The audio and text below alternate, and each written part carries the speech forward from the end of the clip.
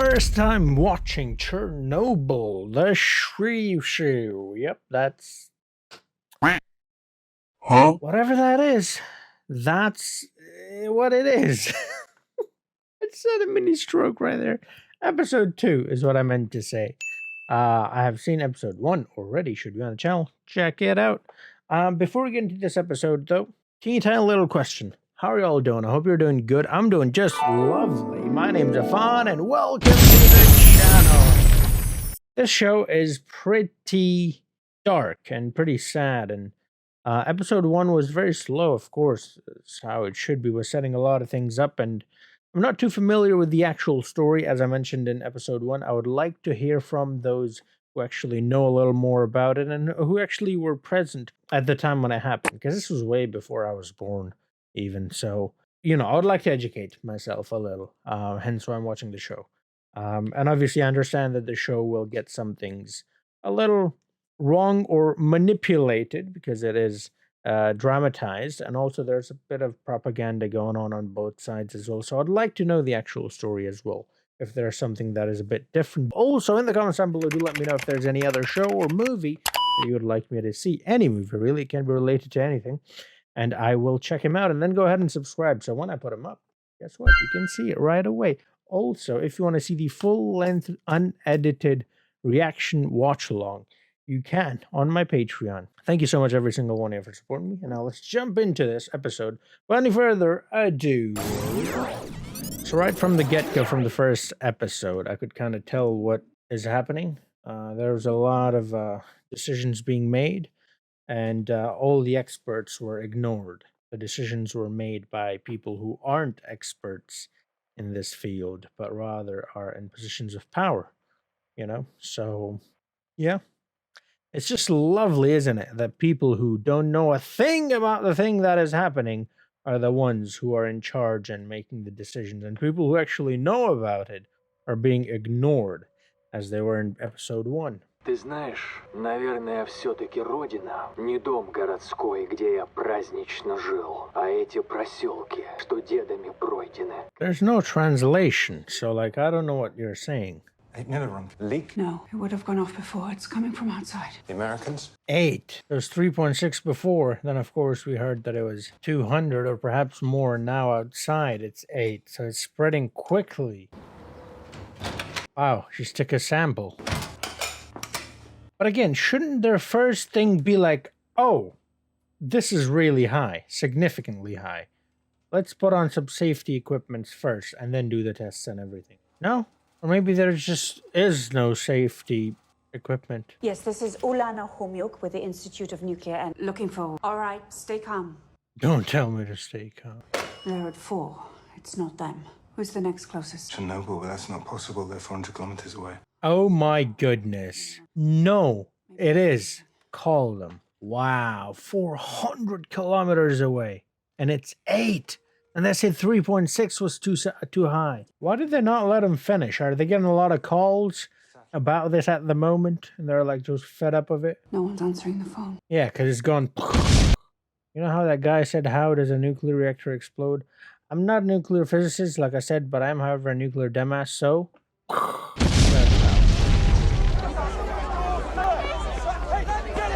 The hell with your orders, man. But also, like, stay away, though. Like, don't... I get it, though. Like, of course, it's their family. It's their loved ones. Of course, they'd want to see him. But, like, I don't think it's the best thing at the moment to see him. Oh, no. See, this is what I'm saying. They're not even putting gloves on. Like, where's the safety? Where are the protocols, the equipment, the proper procedures? This is infuriating, I swear. Thank you all for your duty to this commission. We will begin with Deputy Chairman Sherbina's briefing. Wait. Oh, it is him. It's that dude. Fedor's uncle. Forgot what his name was. The Baron. Baron, yeah. The First Deputy Chairman Sharkov assures me that we have successfully protected our security interests. Well, it seems like it's well in hand. If there is nothing else, meeting adjourned. Wow, really? Wow. Fireman was severely burned on his hand by a chunk of smooth black mineral. There's graphite on the ground. I don't know what that means. Of what importance that could There's be? only one place in the entire facility where you will find graphite. Inside the core, some tank that exploded. It was the reactor core. It's open. I can assure you that Professor Legasov is mistaken. Ah, of course. The expert is mistaken. Commander Damas, however, is correct. All I hear is a man I don't know, engaging in conjecture, direct contradiction to what has been reported by party officials. Apologize. I didn't mean. Please, may I express my concern as calmly and as respectfully as Professor Legasov. Boris, I will allow it. Well, at least that one's ready to listen. An RBMK reactor uses uranium-235 as fuel. Every gram of U-235 holds over 1 billion trillion of these bullets. That's in one. Wow. Chernobyl holds over 3 million grams, and right now it is on fire. Rain will bring them down on us. That's 3 million billion Trillion. in the air we breathe, the water we drink, the food we eat. Yeah. Most of these bullets will not stop firing for 100 years. Oh my goodness. This concern stems entirely from the description of a rock. Yeah, laugh at him, why don't you? Because it's such a funny matter. Comrade Sherbina, I want you to go to Chernobyl. You take a look at the reactor, you personally, and you report directly back to me, and take Professor Legasov with you. Yes, please. Although, well, actually, no. I don't think you would want to go. But I Do don't... you know how a nuclear reactor works? Exactly, you don't. No. Well, then how will you know what you're looking at? Meeting a giant. You know what? Someone with a brain, finally. So, Comrade Dumas? Like, when something is that serious, how do you still not take it seriously? It's mind-boggling, honestly. And I love the professor here, because a lot of these people, not a lot, pretty much all of them don't know how this works. So he put it in terms that is actually something that a layman like myself can understand. That was pretty good work right there from, I forgot his name, I apologize. The professor, basically. How does a nuclear reactor work?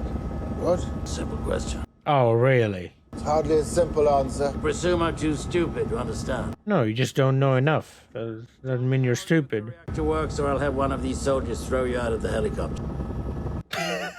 He's like, well, I have a parachute? I'm probably gonna die going to Chernobyl, so might as well take my chances here. The nuclear plant, we use something called fission. All right, I heard about that in Oppenheimer. It's a fantastic movie. Which has too many neutron. Neutron is, The bullet. yes, the bullet. He was listening. Good. Know how a nuclear reactor works. Awesome. No, I don't need you. I gave him the benefit of the doubt by saying he's not too stupid, but he actually might be. So, wow, with this many people, this much exposure, and they're just taking a baby. It's horrible, but we can't. We're only gonna get more people. That's radiation ionizing the air. Get us directly over the building! Boris, Don't use we my fly name! directly over I an haven't open done reactor. Wow, these guys are. Oh, I'll have you shot! this guy. If you fly directly over that core, I promise you by tomorrow morning you'll be begging for that bullet. He's not going. He's turning it around. Let's go. Yeah. Go throw him out there. Since you so badly want to go on top of it, throw him in there. There has been an accident at Chernobyl, but I've been assured there is no problem. I'm telling you that there is. I prefer my opinion to yours. Bah, of course you do. I'm a nuclear dumbass. Now what? We're matched evenly. Stable iodine will keep your thyroid from absorbing radioactive iodine. Take one a day for as long as they last. And go east. Get as far from Minsk as you can. Wow. Take it, girl, and run. Take off your shoes. Put each one in each arm and run. And don't look back. Good girl. She took it. Alright, cool. Ooh, wow, she's shaking. That's the thing, though. Like, the people are gonna get scared, but like, it's okay if they get a little bit of scared. It's not okay if they get cancer or worse, bleed from their face and eyes and butt and just die. Like, that's way worse. You know what I mean? We have begun our own inquiry into the cause of the accident, and I have a list of individuals who we believe are accountable. All right, and of course, you are not gonna be on the list of individuals to be held responsible or accountable. Why did I see graphite on the roof? Graphite is only found in the core, where it's used as a neutron flux moderator. He was listening. Let's go. I love this guy all of a sudden. How shall we prove it? Our high-range dosimeter just arrived. We could cover one of our trucks with lead shielding. Mount the dosimeter on the front. There you go. That'll work, yeah? Have one of your men get as close to the fire as he can. Give him every bit of protection you have, but... Please. That even with lead shielding, it may not be enough. Right. But at least you try, then. Ooh. Now that... You know what? That's a man I respect. It's easy to give orders, you know? But to put yourself on the line... They're covering half of the truck? Okay, there were suits inside as well. Cool. Is he red? Keep your distance. Through the wrong can. It's 15,000. Oh, Venus. What does that number mean? It means the core is open. Means the fire we're watching with our own eyes is giving off nearly twice the radiation released by the bomb in Hiroshima. oh my goodness. Twice. Since the explosion, so 40 bombs worth by now. 48 more tomorrow, and it will not stop. Not in a week, not in a month. The entire continent is dead. Anything to say now? Thank you for your service. All right. Your excuse. Dyatlov was in charge. It was Dyatlov! Right, of course. It's always someone else. It's never me. How do we put it out? Boron. Boron and sand. How much sand and boron? For God's sake, roughly. 5,000 tons. Where are you going? Going to get you 5,000 tons of sand and boron. I like his cutthroat approach, you know, the comrade in charge. You know, he's like, I don't care about all this yeah. All these explanations, because it's not going to help me. So tell me how I can help in the simplest words, you know, because it's urgent and imminent.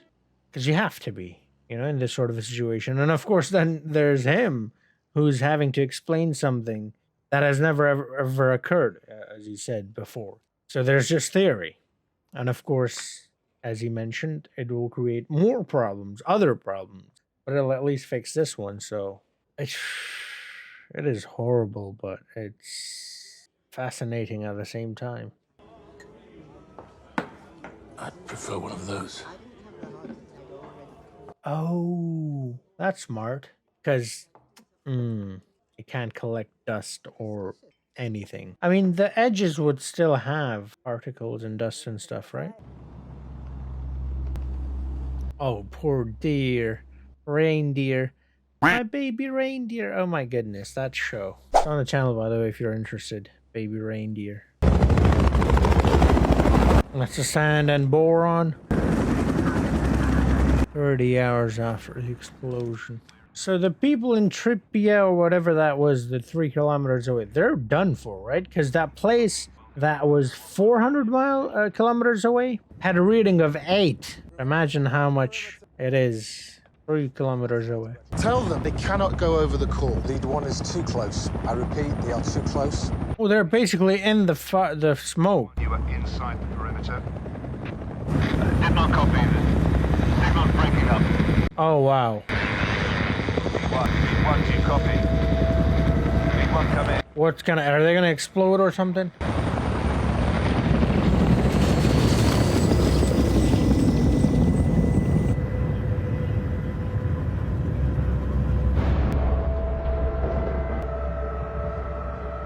It hit the thing, right? The crane thingy. I think the blades hit the crane or whatever. Is there any other way, Legazo? Send the next one in.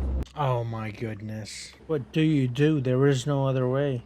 I hope I'm never put in a situation like that where I have to make these choices. Where whatever you decide is horrible. I wanted to see how he's doing. It's so hot there right now. Yes, it's extremely hot, but his nephews are flying down. And they always bring cool weather. Oh, which nephews? Simka, who's 14, and little Boris, who's 5. Well, that's wonderful. Oh, they're speaking in code. Talking about boron and the number They're dropping sand on the periodic table. There it is. Lovely. That's what I would do. Yes, I'm sure it is. She has another idea. Where are you going? Chernobyl. Whoa. Ooh, let's go. She has a solution. There are 50,000 people in this city. Radiation isn't high enough to evacuate. He's a medical doctor. If it says it's safe, it's safe. Not if they stay here. We're staying here. Yes, we are. And we'll be dead in 5 years. Speaking to higher-ups like that, especially in a society such as the one that they are in. But then again, the situation is such that I think it warrants such a reaction and such a response. Wow, that hit him hard, eh? Thank you. Is that lady? A nuclear plant in Sweden has detected radiation. Oh my goodness. All the way in Sweden. Actually, how far is Sweden from Russia? Well, back then there was a Soviet Russia, so they were even bigger, right? Wind has been blowing toward Germany, not letting children play outside. Even in Germany. But you are not going to evacuate people. Yeah, Frankfurt. Come on, dude. Like, I get the whole image and state and all that, but like, come on, safety of these children, young people. But then also, is it now a bit too late? I guess better late than never, but still, do you know what I mean? Because what I'm thinking is, if it's a bit too late, then what you're doing basically is taking these people to areas which are not contaminated. But then again, why wouldn't they be if many other countries already are, you know, spreading it? Does that mean attention? I don't know Russian, I'm sorry. And I hate that they're not putting up subtitles for the Russian. But they are for the English. Like, we know English, bro. Come on, put them up for the Russian. Okay, finally. Took them long enough. The kind of clothing some of these women are wearing, they should have been told to cover themselves, like, fully, as much as they can, at least. Wear hats and masks and stuff, glasses, whatever, you know, just probably not gonna help much, but better than nothing, I suppose. Oh, that's, the Maester, right? From Game of Thrones. I like how it says announcement continues, like, oh gee, how else would I know? Give me the translation, man. Don't tell me announcement continues. I know it's for people who can't hear, but like, come on, translation would be great for those people as well. You have permission? Turn around right now or I'll arrest you. If you arrest me, you should take me to the highest possible authority. Right, because she needs to speak with them. I was going to say, have them arrest you so they'll take you to the, you know, inn. Sector by sector. On foot, dosimeters in hand. Are you right? Like it's slowly creeping in that he's gonna die or something? Probably. Ulana Homyuk, Chief Physicist, Belarusian Institute for Nuclear Energy. Yeah, you good. You get it, girl. Smothering the core will put the fire out, but the temperature will eventually increase. It will melt down. I'm perfectly aware, but I estimate at least a month before it melts through the lower concrete pad, which gives us time. No, you don't have a month. You have approximately 2 days. Whoa! 30 days versus 2. That's crazy. What a miscalculation. When the lava enters these tanks, it will instantly superheat and vaporize, causing a significant thermal explosion. How significant? We estimate between 2 and 4 megatons. Holy scheisse. For much of the area, a nearly permanent disruption of the food and water supply. Steep increase in the rates of cancer and birth defects. I don't know how many deaths there will be, but many. For Belarusia and the Ukraine, impact means completely uninhabitable. Oh my goodness. A minimum of 100 years. 100? The tanks are sealed shut by a sluice gate, and the gate can only be opened manually from within the duct system itself. Sluice gate. Sounds a bit like suicide gate. The level of radioactive contamination. They'll likely be dead in a week. We're asking for your permission to kill 3 men. Well, don't frame it like that. It's right, though. The valve will be difficult to operate, so we'll need 3 men. Of course, any volunteers will be rewarded. Yearly stipend of 400 rubles. 400 rubles. What is that? How much is that? Is that a lot? For those of you working in reactors 1 and 2, promotions. Lovely. Promotions. They're going to die. So a promotion to hell? Or heaven, I suppose. I spit on the people who did this. Go into that water, as it must be done. Who's going to do it? Is he going to be the first to raise his hand to volunteer? Oh, would you volunteer? Oh, there it is. Would you volunteer? No one gets certain death, but if you don't, there's going to be way worse, way more destructive. Baranov. I wouldn't smile. I wouldn't smile if I knew what was going to happen to them. But I mean, it's so altruistic. It's so... It is heroic. You've got to give him that. It is brave. It takes a lot to know that there is certain death, but it must be done, and so you volunteer to do it for the greater good, whatever that might be.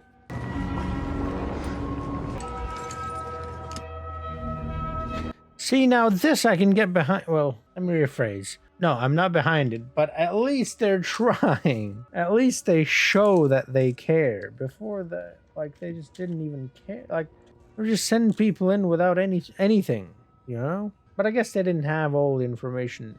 I'm making excuses for them now. They had enough information to know no one should be sent there without safety equipment, or with safety equipment even.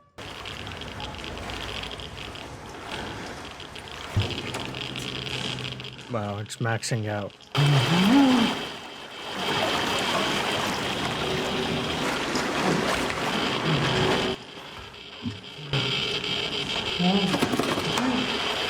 Took out the light, or wow, that noise is annoying. Oh, it took out the other light as well. What are they gonna do now? Holy scheisse. It's complete pitch dark.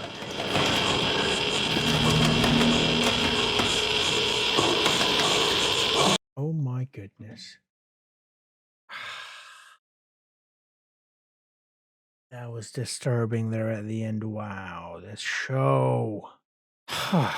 Well, if you want to see the next episode, you can right now on my Patreon. Also, full-length, unedited reaction watch along on my Patreon as well. Thank you so much for watching. Wow. What an episode that was. Another brilliant display of just how little they care about human life.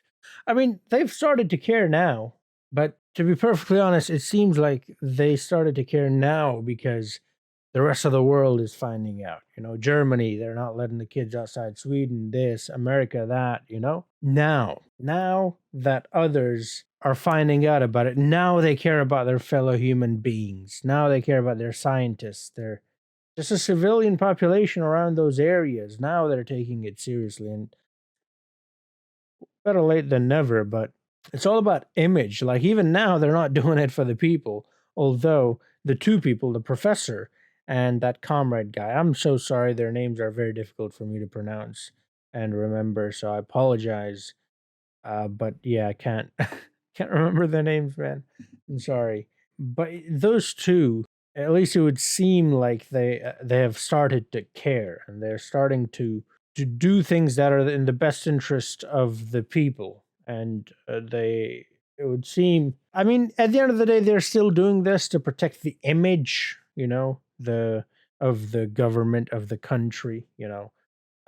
It's still propaganda. They're all still sticking to that narrative. But it would seem, from the expressions at least, I could see that they were concerned. But actually, I'm not, now that I say that, I'm not entirely sure, because the way things work, or the way I see that, the way it is, in this show at least, is that you can't really talk to your superiors the way the professor dude was doing it. And so there was like this look of shock on the faces of the people that he was talking to, especially that comrade dude was. And for a second there, I was like, is this the realization hitting him? Like, we're actually putting hundreds of thousands, perhaps millions of lives in danger? Or is it because this is probably the first time anyone's ever spoken to him like that? Do you know what I mean? Someone who's not above his rank, basically. I don't know. It could be a bit of both, but it's finally, it's good to see that some precautions are being taken. Although it would seem from what they're telling us that they still might end up getting contaminated, of course, and being exposed to that air and the radiation for that long, and the particles from the core. I think it might be a bit late for the people that are there, of course. As he said, in the next 5 years, max will all be dead. So that's a horrifying thought. And that was the one that really hit him. And again, I'm not sure if it was the reality slapping him in the face, or if it was the professor talking to him in that tone. You know, because let's be honest, some of those leaders are so up their own ass. Like, it's unbelievable how little regard they have for human life. You know, it's just disgusting, to be honest. And I'm so glad that lady, like, stood her ground there and is doing everything that in her power to actually try and recover as much as they can. You know, do the best to her ability, and stepping forward and actually offering help. It's good to see that. That helicopter scene is just heartbreaking. I mean, the whole thing is really sad, and But that helicopter scene in particular, because they know it's dangerous. They know they can't really survive, or most likely are not going to survive if they continue with that. But they don't have another choice. So it's like the three people that they asked for at the beginning. It's like, we're asking for permission to kill 3 people. And then that mission, of course. How much is, by the way, 400 rubles? Not now. I mean, I can just Google now. I mean, like from then to now. How much would that be? And would you do it? That's another interesting question. If you really think about it, if you know that it's certain death, would you do it? Because it's very altruistic. You know, it's actually very brave and heroic if you think about it. Is putting your life on the line. You know you're gonna die. Fine, I'll die, but only if it means saving other lives, millions of others around the globe. Actually, not just in Russia, but everywhere. I think I would do it. I don't know. I mean, unless you're put into that sort of a situation, you wouldn't really know what your decision would be. But it's a very interesting thought experiment, isn't it? But those 3 people, like I've gotten very frustrated with a lot of people, as you might have been able to tell. But those 3 people, they're heroes, man.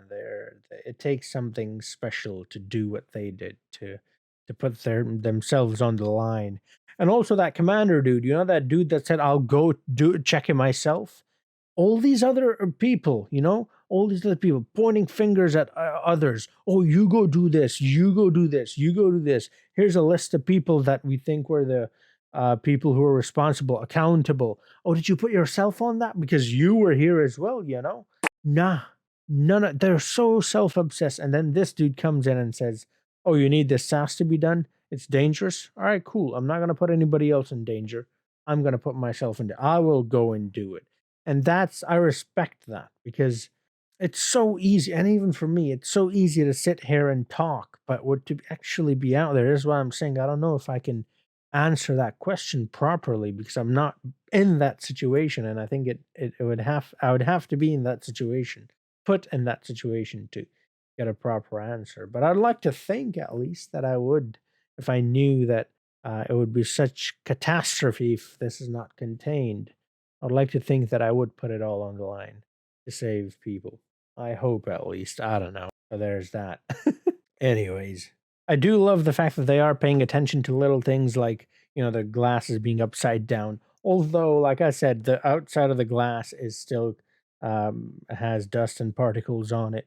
So if you take a sip of it, your lower lip at least is going to be touching the glass. And if your lower lip touches it, then it's going to go to your upper, and then tongue, and then inside of you. And yay, lovely days ahead.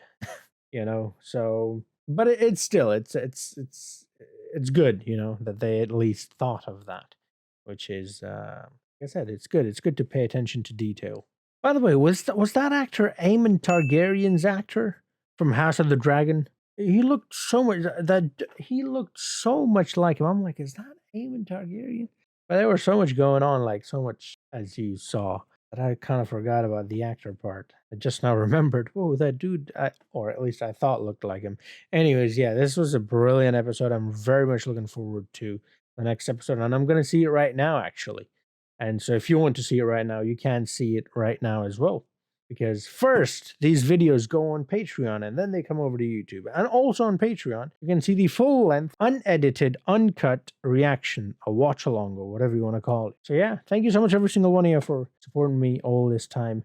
And thank you, every single one of you, for watching this video.